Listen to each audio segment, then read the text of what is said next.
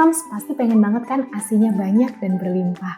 Yuk simak video berikut ini dan simak tips-tipsnya ya.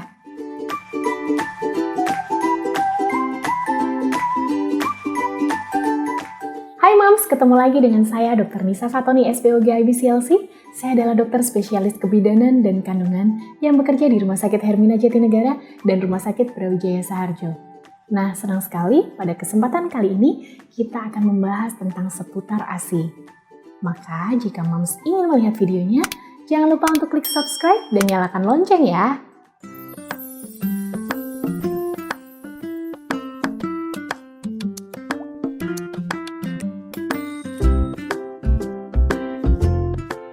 Produksi ASI prosesnya dinamakan laktogenesis, terdiri dari 3 tahap, tahap 1, 2, dan 3. Tahap 1 dimulai dari sejak usia kehamilan Mams menginjak 16-20 minggu. Disinilah kadar progesteron yang tinggi mencegah kolostrum dikeluarkan. Nah, setelah babynya lahir, lalu plasenta dikeluarkan, maka ASI biasanya dikeluarkan karena adanya penurunan kadar progesteron yang pesat. Setelah itu, disambung dengan proses laktogenesis kedua. Laktogenesis kedua yaitu 30-40 jam pasca persalinan. Pada masa inilah, sebagian besar mayoritas ASI dikeluarkan. Nah, selanjutnya setelah 3 bulan menjadi proses laktogenesis yang ketiga, yaitu komunikasi hormonal digantikan menjadi proses lokal. Disinilah proses pengosongan payudara menjadi krusial untuk mempertahankan produksi ASI selanjutnya.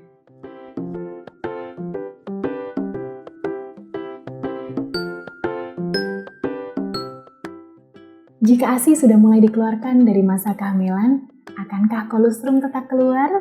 Ini sering sekali ditanyakan oleh Mams. Jawabannya, kolostrum akan tetap dikeluarkan. ASI yang keluar pada masa kehamilan karena memang produksi ASI sendiri dimulai dari sejak usia kehamilan 16-20 minggu Mams. Jadi tidak perlu khawatir, setelah bayinya lahir, plasenta dikeluarkan, maka disitulah mayoritas ASI akan mulai diproduksi.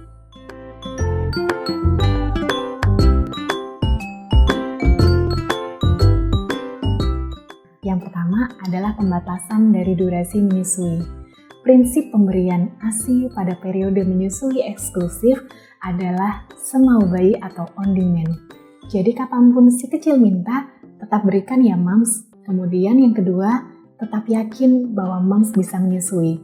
Karena dengan keyakinan dan percaya diri yang tinggi akan menstimulasi dan meningkatkan produksi oksitosin, yaitu hormon yang mengalirkan ASI. Jadi hempas-hempas deh yang bikin galau, bikin khawatir, atau justru kepikiran ASINya semakin sedikit karena itulah yang akan menekan produksi ASI.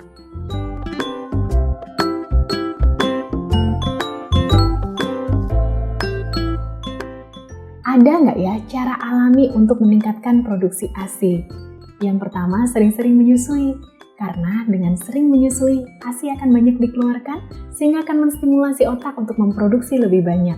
Yang kedua, cukupi kebutuhan gizi Mams dengan asupan-asupan dengan nutrisi tinggi dan juga konsumsi dari Lactogog. Lactogog adalah zat-zat yang diyakini akan meningkatkan produksi ASI secara alami. Mulai dari alpukat, kacang-kacangan, almond, kemudian daun katuk, ekstrak terbangun, dan juga ikan gabus. Silakan dicoba, tiada salahnya kan?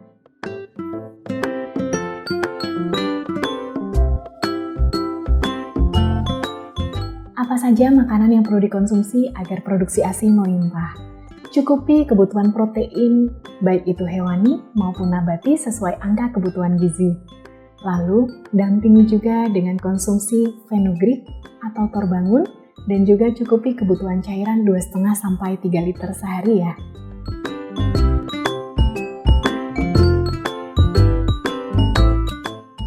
ASI booster adalah substansi yang diyakini dapat meningkatkan produksi ASI. Nah, sebenarnya ASI booster ini ada yang kimia atau ada yang alami. Untuk yang kimia, kita biasa menggunakan domperidon yang penggunaannya harus sesuai dengan indikasi medis dan sesuai peresepan dari dokter yang menangani. Untuk ASI booster yang alami, Mams bisa memilih dari jenis Lactogog seperti daun katuk, torbangun, ekstrak fenugreek, kacang almond, dan yang lain sebagainya.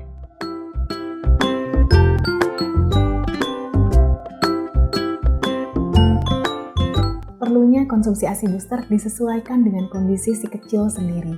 Bagaimana kondisinya, pertumbuhan, dan perkembangannya apakah sesuai dengan kurva yang diharuskan. Diskusikan jika moms merasa ragu dengan dokter yang menangani moms sendiri.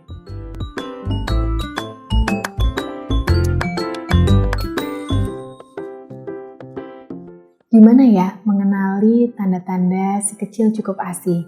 Yang pertama adalah dari frekuensi berkemih, yaitu 6 kali dalam 24 jam. Kita bisa pantau dari popoknya ya.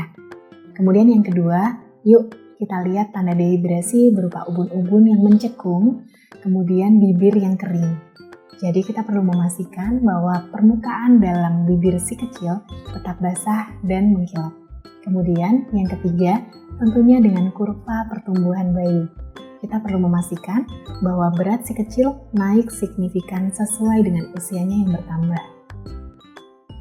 Nah moms, itu dia videonya, sangat menarik bukan? Maka jangan lupa untuk like, komen, dan share ke moms yang lainnya ya.